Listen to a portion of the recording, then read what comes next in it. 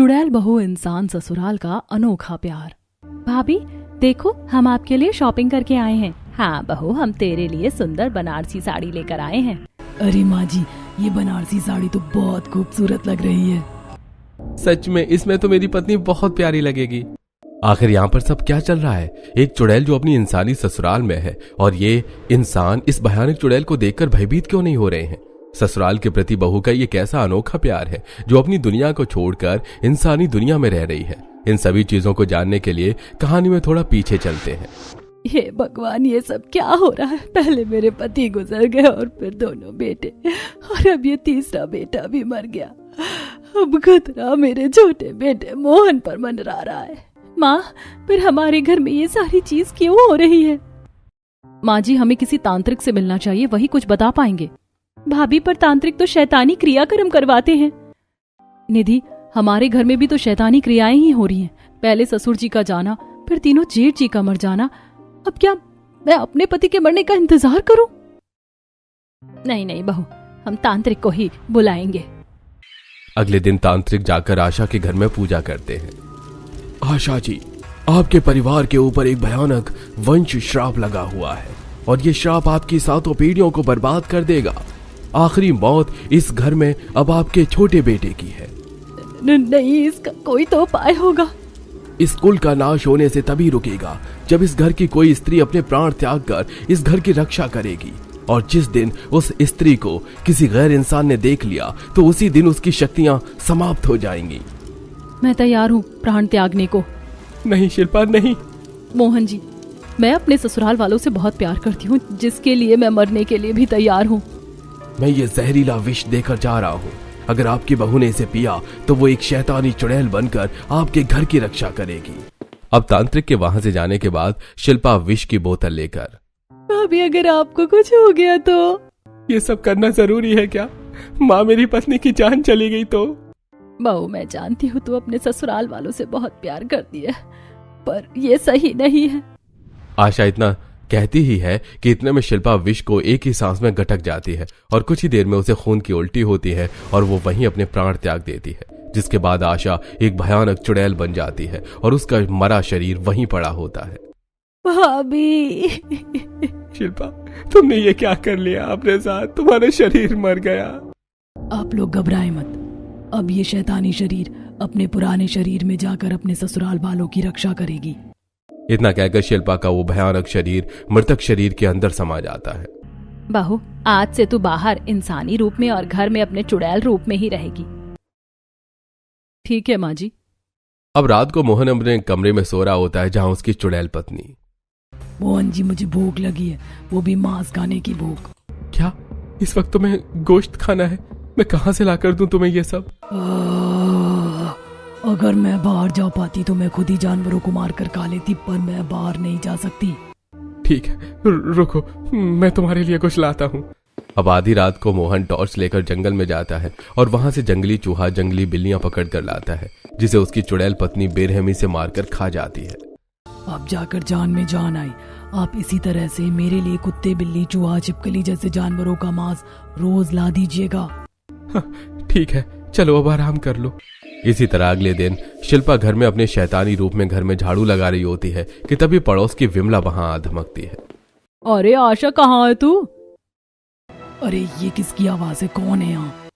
विमला जैसे ही पर्दा हटाती है, विमला को एक भयानक परछाई दिखती है। वहीं अचानक से चुड़ैल वहां से गायब हो जाती है। तभी वहां आशा आती है। आशा, मैंने तेरे घर में अभी कुछ भयानक देखा, कुछ बहुत भयानक। अरे धूप की रोशनी आ रही है ना, उसी की परछाई होगी। मेरे घर में क्या भयानक होगा? नहीं, कुछ तो भयानक था। मेरी सांसें तेज है, मेरे पसीने छूट रहे। मुझ पर विश्वास कर, मैं सच बोल रही हूँ। इसने कहीं मेरी चुड़ैल बहू को तो नहीं देख लिया? अरे तू जा आराम कर, शायद तेरी तबीयत ठीक नहीं है। विमला के जाने के बाद आशा अपनी बहू से, बहू, तुम्हें पड़ोस की बिमला ने देख लिया था क्या? नहीं माँ जी, मैं तो समय से वहां से गायब ही हो गई थी। अरे भाभी, ध्यान रखा करो। अब शिल्पा चुड़ैल रसोई में आकर सबके लिए खाना बनाती है और सबको खाना खिलाती है। भाभी, आपने खाना बहुत अच्छा बनाया है। जी शुक्रिया। इसी तरह कुछ हफ्ते गुजरते हैं और एक दिन शिल्पा अपने शैतानी रूप में छत पर कपड़े सुखा रही होती है कि तभी उसे पड़ोस की सुमित्रा देख लेती है। माँ जी, चुड़ैल आशा जी की छत पर भयानक आत्मा है। मुझे लगता है ये सबको बता दे कि इसने मुझे देख लिया है। क्या करूं, ना चाहते हुए भी मुझे इसे मारना ही होगा। सुमित्रा चिल्लाने की कोशिश करती है कि तभी शिल्पा उड़कर अपनी छत से सुमित्रा की छत पर आती है और उसे जान से मार देती है। छत के गेट पर खड़ी आशा सब कुछ देख लेती है। बहू, ये क्या किया तूने? सुमित्रा को जान से मार दिया। माँ जी, इसने मुझे देख लिया था। अगर ये सबको बता देती तो हमारे लिए मुसीबत हो जाती। ठीक है, चल फटाफट नीचे आ जा। अब सुमित्रा के परिवार वाले भी समझ नहीं पाते कि ये सब उसके साथ किसने किया। वही इंसानी रूप में सुमित्रा के घर के बाहर खड़ी शिल्पा और आशा। आंटी जी, आपकी बहू के साथ तो बहुत गलत हुआ। पता नहीं किसने किया होगा ये सब। हाँ, बेचारी बहुत मासूम थी। पता नहीं किसकी मनहूस नजर लगी मेरी बहू को। जिसने भी उसके साथ ऐसा किया होगा वो कभी खुश नहीं रहेगा। अब इसी तरह कुछ हफ्ते गुजरते हैं। आओ भाभी, मैं आपका मेकअप कर देती हूँ। अरे पर मैं ये सब करके क्या करूंगी? तुम तो जानती हो मेरा असली चेहरा कैसा है। भाभी कोई बात नहीं, आइए मैं मेकअप करती हूँ। अब बड़े ही प्यार से निधि अपनी भाभी का मेकअप करती है। इसी तरह कुछ दिन गुजरते हैं और एक दिन अचानक मोहन की तबीयत खराब हो जाती है और वो बेड से उठ नहीं पाता। बहू, ये क्या हो रहा है? तेरी शक्तियाँ कम हो रही हैं क्या? मेरा बेटा बीमार कैसे पड़ रहा है? पर माँ जी, मैं तो 24 घंटे निगरानी रखती हूँ इस घर की। अब शिल्पा अपनी शैतानी शक्तियां मोहन के शरीर में प्रवेश करती है, जिससे मोहन ठीक हो जाता है। अरे माँ, अब मैं ठीक महसूस कर रहा हूँ। मोहन जी, अपना ध्यान रखा कीजिए आप।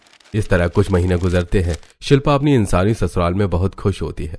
वो सबके सोने के बाद रात के 2 बजे अपने पति के साथ गार्डन में घूमती है। घर वाले उसे अच्छा खाना बनाकर खिलाते हैं, उसके साथ समय बिताते हैं। तभी एक दिन रात को शिल्पा अपने शैतानी रूप में आंगन में खड़ी होकर अपनी शक्तियों का प्रहार घर के ऊपर कर रही होती है कि तभी ये भयानक मंजर गांव की मालती देख लेती है। बचाओ बचाओ, आशा के घर में एक भयानक चुड़ैल है, कोई जल्दी आओ। मालती की आवाज सुनकर गांव वाले फौरन वहां इकट्ठा हो जाते हैं। वहीं आशा के ससुराल वाले भी बाहर आते हैं। आपके घर में ये भयानक चुड़ैल खड़ी है और आप लोगों के चेहरे पर जरा भी डर नहीं है।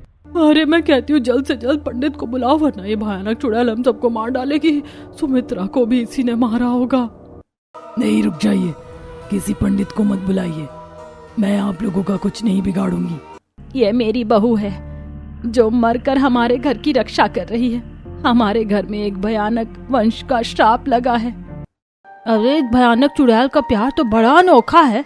अपने ससुराल के प्रति मरने के बाद भी इन्हें छोड़कर नहीं गई। पर आत्माएं तो आत्माएं ही होती हैं, एक दिन इंसान को मार ही देती हैं। आप लोग खड़े क्या है? पंडित को बुलाइए। अब वहां पर पंडित आता है और भयानक चुड़ैल को देखकर घबराते हुए उसके ऊपर गंगा जल छिड़कता है। चुड़ैल बहू, तेरा प्यार तो बड़ा अनोखा है। अपने ससुराल वालों के लिए अगर तुझे यही रहना था तो तू मरी ही क्यों? अब शिल्पा चुड़ैल सारी बातें पंडित को बताती है। मैं समझ सकता हूँ कि तुम अपने ससुराल वालों से बहुत प्यार करती हो। सच कहूँ तो तुम्हारा प्यार अपने ससुराल वालों के प्रति बहुत अनोखा है। पर तुम एक चुड़ैल हो, वो भयानक आत्मा जो धरती पर नहीं रह सकती। मुझे तुम्हें मुक्त करना ही होगा। इसके बदले मैं तुम्हारे घर पर लगे उस वंश श्राप को अपने कार्मिक चक्र में कैद कर लेता हूँ। ऐसा चक्र जो तुम्हारे ससुराल वालों के कर्म के द्वारा चलेगा। जैसा कर्म करेंगे उनकी पीढ़ी उतनी ही तकलीफ भोगेगी। नहीं, मुझे मेरे ससुराल वालों से अलग मत करो। मुझे मेरे पति से दूर मत करो। मैं इस घर की रक्षा खुद करूंगी और मैं किसी का कुछ नहीं बिगाड़ूंगी। चुड़ैल बहू, हमारे सनातन धर्म में आत्माओं की जगह अलग है और इंसानों की जगह अलग। न चाहते हुए भी मुझे तुम्हें इंसानों से दूर करना ही होगा। आप लोग आखिरी बार अपनी बहू को गले लगा लीजिए, क्योंकि अब मैं इन्हें मुक्त करने जा रहा हूँ। आसपास के लोग, हाँ हाँ, यही ठीक है, मुक्त करो इसे, मुक्त करो, अभी के अभी इसे मुक्त करो। अरे हाँ, जल्दी करिए, कहीं ये यहाँ से भाग न जाए।